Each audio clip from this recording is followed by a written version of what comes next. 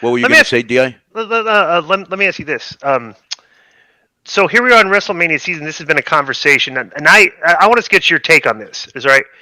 So, like there's a lot of the people say, well, Sammy's the hot act right now. It should be Sammy and Roman at WrestleMania. Like that's because this has been built, huge pop on the chair shot, and that's you hear people saying this. But I'm like, well, Cody's hot too. You got two hot stars at the same time, and it's not a bad problem to have. It's actually not even a problem. Well, look, can I interrupt? Because you go on and on and on. Right, and yeah, on. Go ahead. I do sometimes. Go ahead. So do I. He's long. So I got to get my shit in. We're all long. We're all long. Yeah, go ahead. I'm not.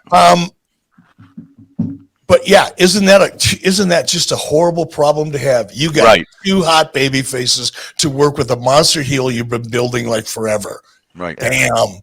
Wish I would have had that problem more often. Right. And I think the story is. But I think it's going to come back to story, though, Disco. Right. And I was right there with you because I'm such a Sami Zayn fan. If you go back, if you get a chance to listen to my podcast, I put Sami Zayn over for the same reasons that Conan did, even though I didn't know that story. I met Sami when I was there in 2019. I'll speed it up because we don't have a lot of time. At that point in time, Paul Heyman and I were splitting the roster, right? So we were doing trades, and it was like, fantasy football trades about twice a week, trying to build our own roster. And when it came to Sammy, Paul Heyman was like, nah, you take it. You'll love working with Sammy, because Paul didn't want to work with him. You'll dig him. And that's how I got to know Sammy, just kind of digging into him a little bit and seeing what he was about. And he's a very, very, very smart cat. Right. Like, you got to pay close attention because the best part of Sammy's in between the lines.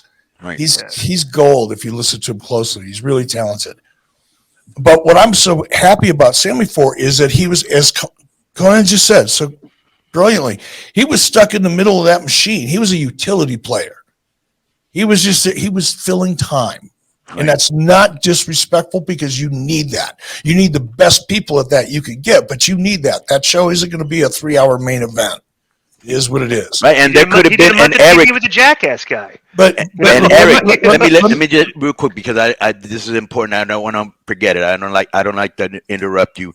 But that's vision. When you have a guy and you're like he's 2-3 years away from being great. In the meantime, let's get him his reps. Let's get him his reps. But here's the part that I'm putting Sammy over for. I admire him, right, because he stayed positive during that time. Sammy is a fast racehorse. There's two kinds of horses. There's really fast ones and there's slow ones. And you can slow a fast horse down.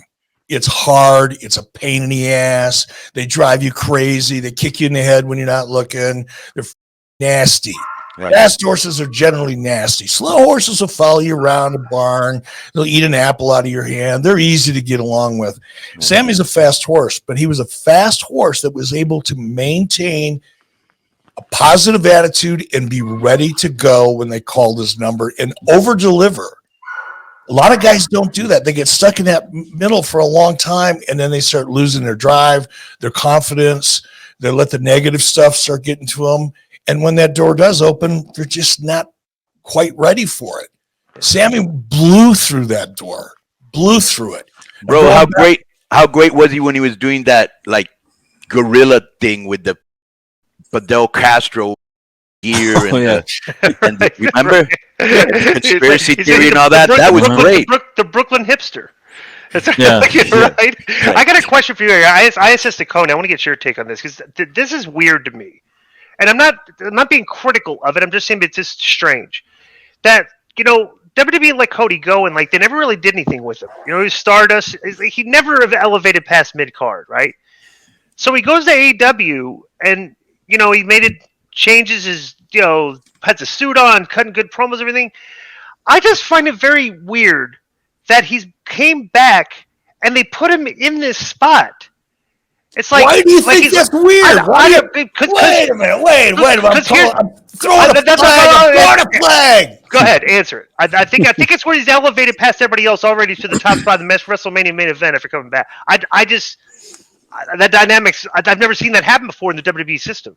So okay, I'll go with it. You may be right about that, but go ahead. I just can't imagine why you would be surprised or disappointed or confused or otherwise anything but going, wow, that's freaking awesome, because it is. Cody's got the talent. Now, what was the catalyst? Why did they just keep him in that Stardust gimmick and not really do anything and let him go to AEW? Hell, I don't know. I don't know what the politics were there. I don't know what anybody's perceptions of Cody were back then. But for whatever reasons, Cody shows up, and I guarantee you a lot of people stood up and went, whoa, I like what I see. Maybe they didn't see it in Cody. Maybe only Cody saw it in himself or only believed in it himself. And sometimes it takes somebody to do something that you didn't think they could do to make you go, okay, let's go reset that button. Let's play again. And I think he deserves to be in that spot. I'm not questioning that. My thing is like they've always brought people back and kind of punished them. I made examples of them. To me, this is really weird that this is the first example where they brought the guy back and gave him put the silver. Yeah, but bro, there's a caveat there. There's a caveat, and the caveat is this. First of all, I think that maybe Eric, because this has probably happened to you too. When he was there, maybe he was immature, or maybe he just wasn't ready, and he was in the spot Sammy's was in. When he first came in, and they were getting him ready, they were honing him. He was like, it, I'm gonna bet on myself. He goes out to Ring of Honor, New Japan with the Young Bucks and Omega, gets over. I remember when I was in Impact, he was there for a little bit. He did Impact stuff too, yeah. And so I saw him in Impact, and I was like, wow, this guy's a different cat, right? And so now he goes to AEW. He did that one killer promo about his brother that was incredible. I was like, wow, this guy just in one promo elevated himself to the top of the game, and he was doing really good promos. He looked good in a suit. The people were behind him. But here's the caveat, bro. That they get off on like that, because I do too when I've done it to my competition. They were able to take away one of the founding fathers of AEW, one of the pillars, to come back home. That had to be a big deal too. Like, look, not only come back, this is how we'll treat you. We're not going to not only that, Conan. Now I'm going to put my conspiracy hat on here, because I've been in the room and heard certain conversations throughout my entire career. Enough of them to lead me to believe there's always a little something else behind the scenes. Right. But how sweet look. I'm going to talk about if it was me. All right. If I was running WWE. And this AEW thing comes along, and there's this, little fight going back and forth. That's just nothing but puppet theater, really, because there is no real competition. But it's, it keeps the internet buzzing, whatever. Gives me something to laugh at. And it gives us content. But, yeah, right? We're all making money off of it. Right. But now, if I'm me and I see Cody get there and make me go, oh, man, I wish I would have listened a little more. Here's what I'm going to do. I'm going to bring him back, and I'm going to make him the biggest star ever in about 7 minutes, so that everybody in AEW is going, damn, I should have jumped first. Exactly. That's what I do in Mexico. Usually when somebody jumps, they get a real good push. So everybody back there goes, you know what? You don't gotta, because like the other company, the competition, and they have their fans, and they will always have their fans. They've been in existence for like 80 years, but they like to punish people. And especially if you're new from AAA, they'll make you work and work and work. And with me, it's like, there's a reason I brought you here. It's to use you. You don't need to be sitting on, because old school Mexico was like a talent has to come in, kind of be around like a year, 2 years before everybody accepts him, and then you would push him, And to me, it's like, bro, the moment that somebody joins AAA, they're on the squad. They're wearing a AAA jersey. They don't need to wait a year or 2 years or go through these unwritten stupid rules.